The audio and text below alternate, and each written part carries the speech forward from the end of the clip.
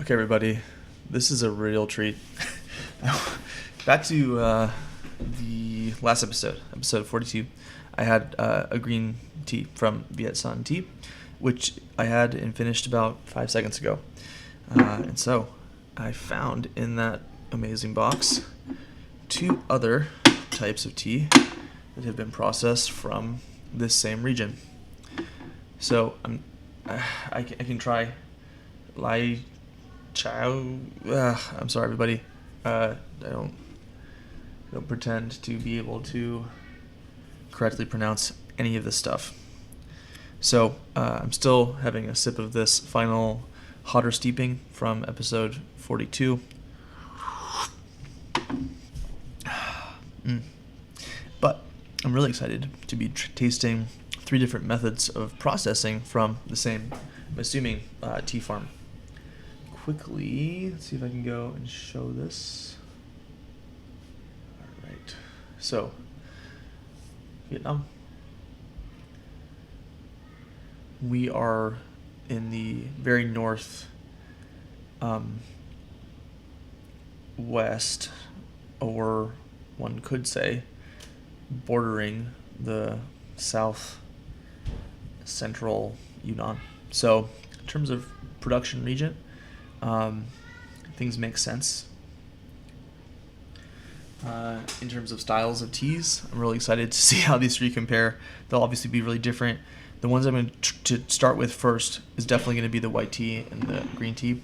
So I'm going to go ahead and focus primarily on that this episode, but I'm going to also taste the black tea and see how it compares. This is going to be another long one, so strap your...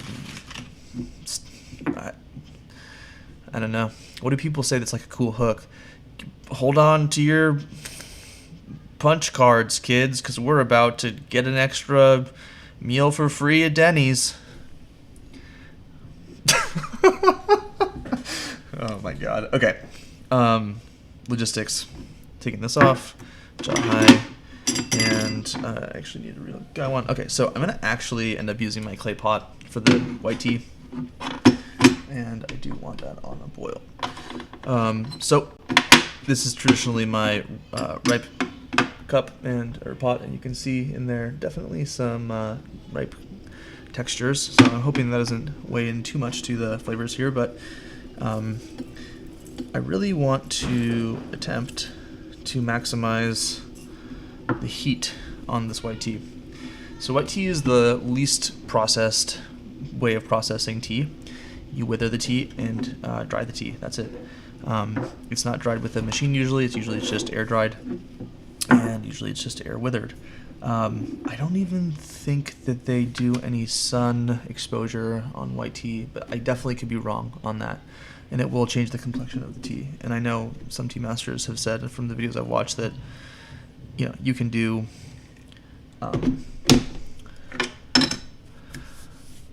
15 minutes of the right amount of sun will have an influence on the resultant biological processes that will cause the tea to get UV damage, basically, and then as a result have a reaction inside of the actual tea leaves themselves. So I'm going to actually do something that I saw from a tea drinker in Japan. I went to the Shinjuku tea shop in Golden Gai in Tokyo, and I had an incredible session with this dude. And I suck at social media. I really need to send this guy a message and reconnect there.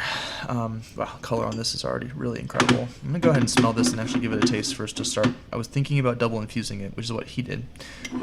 And the reason why is that unlike every other processing of tea, white tea is not rolled. And so the rolling does a lot of different things. It can cause oxidation. That's what you're going to find from a black tea. But the rolling process literally just kind of mashes up the cells and enables enzymatic processes to happen more quickly, or literally physically enables the actual flavors of the tea to be more exposed to the hot water that you're brewing with. And so white teas need heat, and they need time, and they might need a second steeping. So it's pretty hard to overbrew a white tea. One thing that's so cool about white tea too is that you're going to almost always see a variety of oxidation levels in the... Wow. Interesting. Ooh.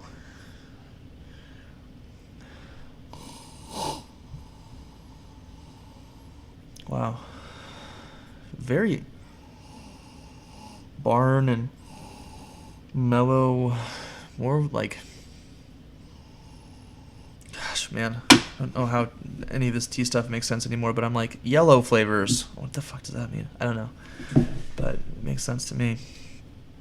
Obviously the tea liqueur, the soup is quite yellow, but yeah, I don't know. It's like not hay, not pineapple, but like corn and I don't know, some of those more like vegetal. A little bit of flowers, but not very much.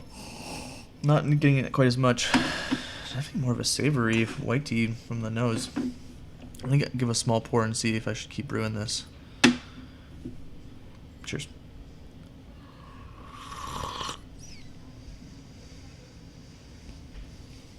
Oh my god. So much more floral. To start, I'm going to borrow again from what I would consider to be a master I met in Japan. Every single thing that he had that we drank together was incredible, and he brewed the teas really, really beautifully. So he actually did 2 steepings, and part of that too is going to be just the movement of the water. You could potentially just agitate the cup, the pot, the gaiwan.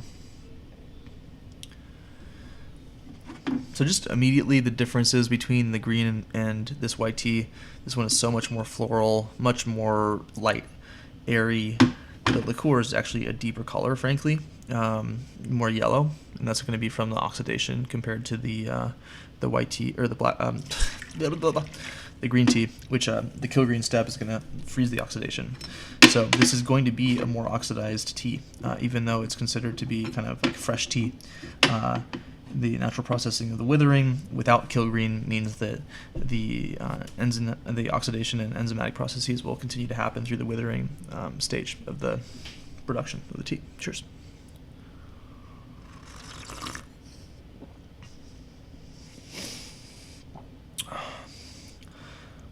Wow, this is really lovely. Maybe only lacking in body and in complexity in that zone or region of flavors. The green tea had more depth and oomph. There's really no bitterness at all on this. Oh, really lovely. It actually, to me, does resemble more of what I anticipate to be the black tea flavors of this material.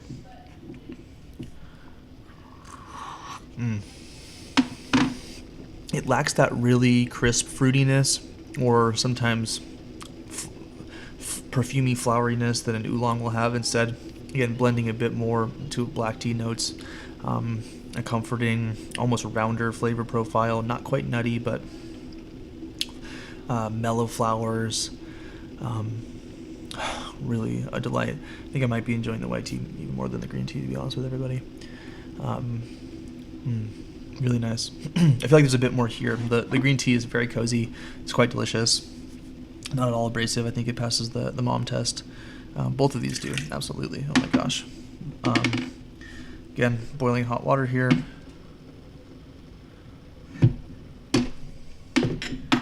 Let it hang out for, I don't know, like a minute probably. I'm not going to time it.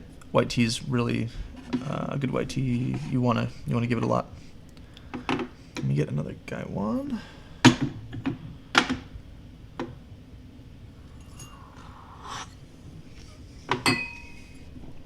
Nice. I'm gonna give this a rinse with 112-degree water, boiling. So one reason that you do typically rinse black teas more than green teas and white teas is that because of the long rolling process, there can be more tea breaking, and as a result, a bit more of the tea dust can be pulverized into the final dried product. So it's always just a good idea to give it a quick rinse, see what it looks like afterwards. You could drink this no problem.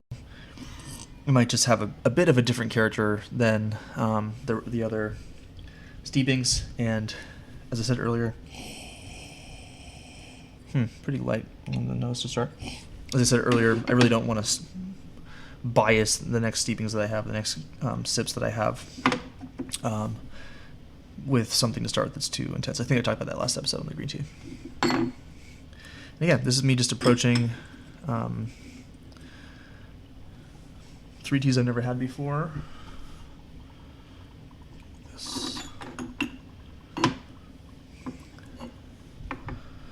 So turgid. So these are quite not at all turgid, not full yet of moisture. They're really still quite brittle.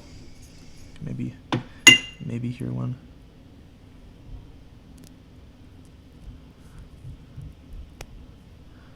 Whereas if I'm using a green tea leaf and pulling it apart here, I don't know if you can hear it at all. Wow, beautiful color.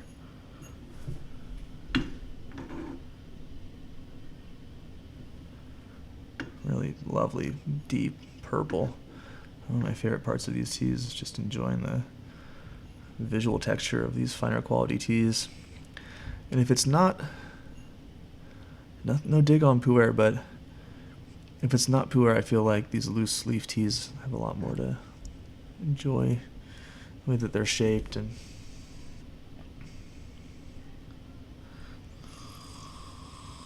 wow, so much dark fruit, little pears and ooh. Wow, this is kind of weird to say, but almost a gochujang kind of spicy, earthy, sour soy thing. Lots of really crisp, bright fruit, plums and, or not crisp, bright, dark fruit, like fresh plums, fresh cherries. A little bit on the cherry, not as strong. A bit more plummy. Nose on that is just incredible. It smells like something that I haven't quite tasted before. The color on this white tea is now quite strong, so I'm going to go ahead and just give this a shot. And this tea was hanging out in boiling water in a teapot. Cheers. Nope. I can still use it just for the body.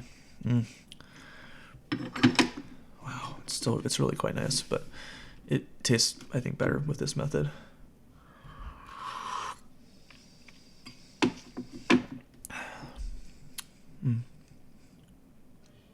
The greenness of these white teas, I really enjoy. It's faint, but it has a lovely crispness that even now, I think this material is 2024 spring, so it's fairly old, coming up on close to a year.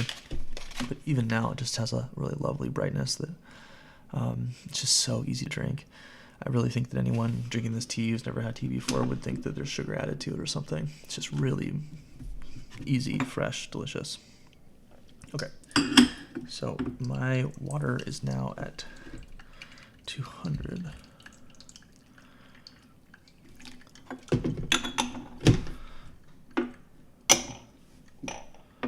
And let me get...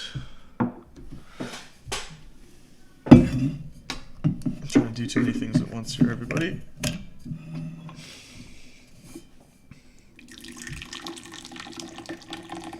Gosh, look at that. That's incredible. Hold on, let me reveal this. Those two colors are very, very similar. Okay. We're drinking a lot of water today, everybody. Getting that water back up to a boil, dumping this black tea rinse, and then we'll pour into the big teacups. Henceforth, have a bit more of a comparison. Do I have the space? Okay. white tea. White tea. I want to get this up to boiling again, and then make the green tea.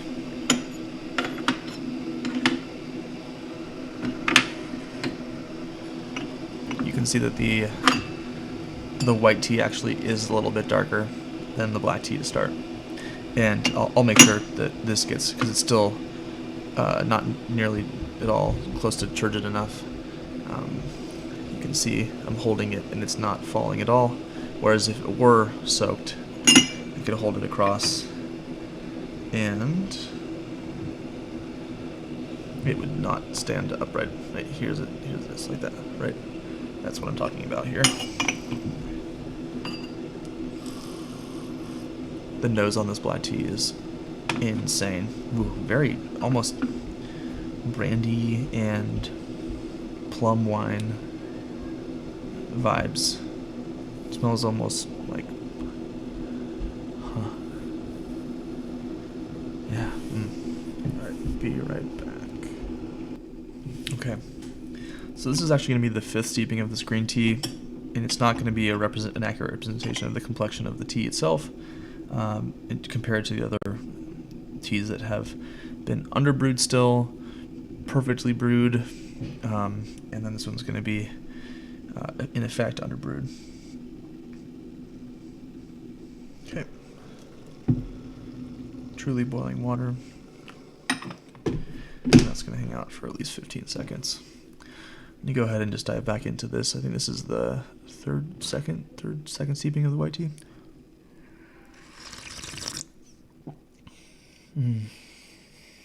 Again, I just love the greenness of this white tea profile. It's such an upfront, crisp flavor. It's really lovely. I can almost just like see the leaves that I feel like I'm drinking.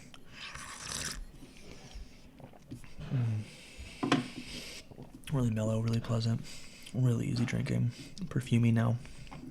Very floral. Look at that color difference. Wow. Very apparent. You can really see what the Kilgreen process does to tea when doing this. It's really apparent. I'm trying to get in here visually for everyone. Not going to be as obvious, but again, all the same material, processed different ways, and what a fun treat. Thanks again, Steve. This is really a blast. Cheers.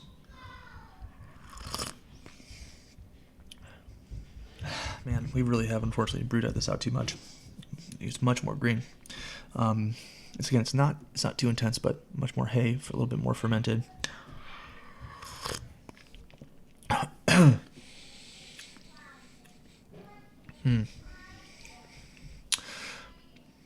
Yeah, I feel like it still can taste a lot of the baking or the pan roasting of the Kilgreen process here in a really nice way, really pleasant. I would expect that the white tea would last roughly the same amount of time as the green tea. Okay, now on to the black tea. Cheers.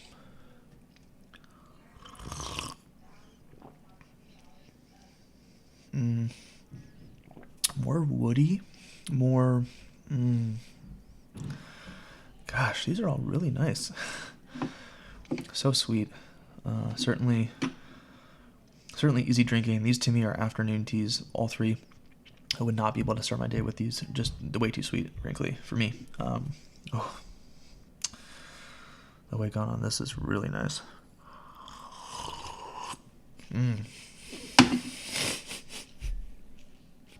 I like that a lot because I just drank that in 2 sips. Wow. Okay.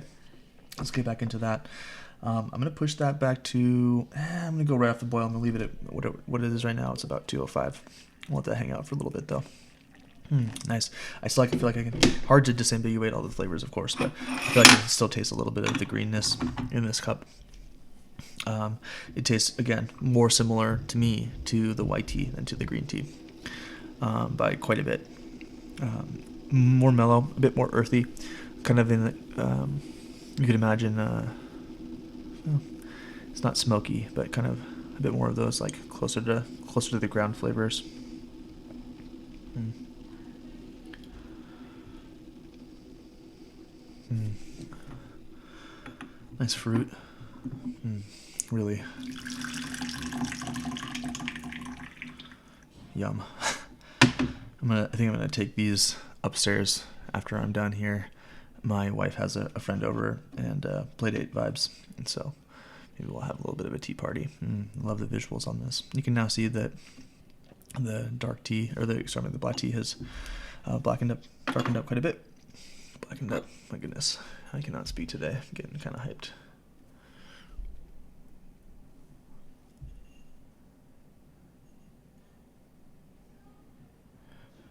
Not all black by any stretch.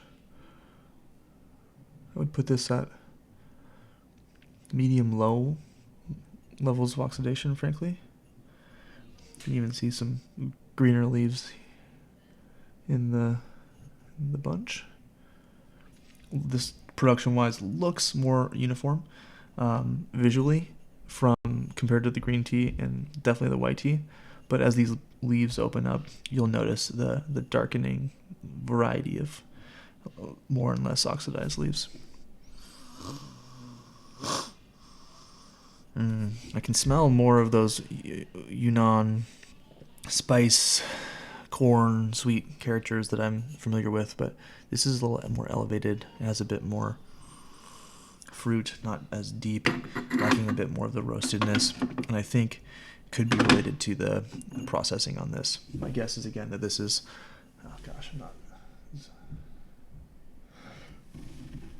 this is less oxidized than, it certainly is less oxidized than a lot of the Yunnan black teas I've had. It has a bit more of the kind of greener, potentially kind of almost oolong sweetness flavors. Yeah, what a delicious session. Cheers. I really feel like I'm tasting the proximity to Yunnan now. Really nice, nutty. Still so sweet. Not getting a lot of the fruit. More of that earthiness, but again, so sweet in complexion, just really easy to drink. Damn. All right, Steve. I'm liking these ones so far.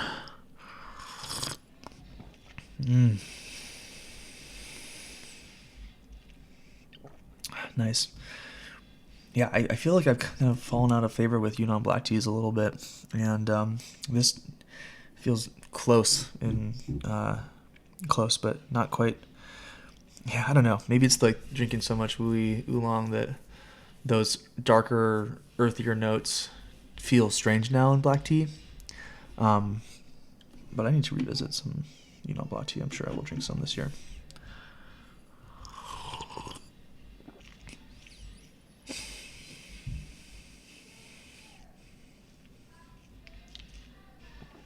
Nice. Almost some hints of rose. The brandy is coming out a little bit now. A little oak. Really, really delicious. Nice, slight fruit. Again, the fruit's going to be not nearly as bright. This is going to be the most crisp, waking you up, boom, punctuated, cozy,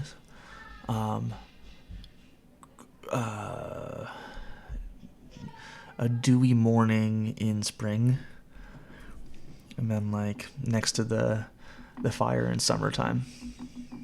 Okay, everyone knows that what I just said makes complete sense, and you get it, so I won't say anything else about any of that.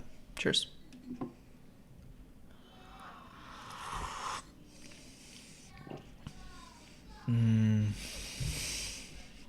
So good.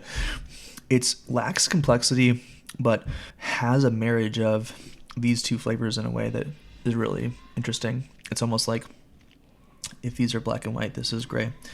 And yeah, really nice. Oh, the color on this black tea is really stunning as well. I'm having a really fun session, everybody. I hope this is a long one. I hope everyone gets to enjoy comparisons like this. The character of this material is really exciting to me. So I believe that these 3 that were sent represent only the material specifically to the processing for these 3 different styles. So I think that all the other material, again, just looking through the packaging and stuff, I think that the material is written at the top, or I suppose the region rather. The material is produced from. Yeah. Oh my God. Incredible residual sweetness. I'm gonna go upstairs and share this with some ladies who I don't think are tea drinkers necessarily, but I think are gonna really, really enjoy this one. Viet Sun Teas. Sorry, tea.com. This is fun for me.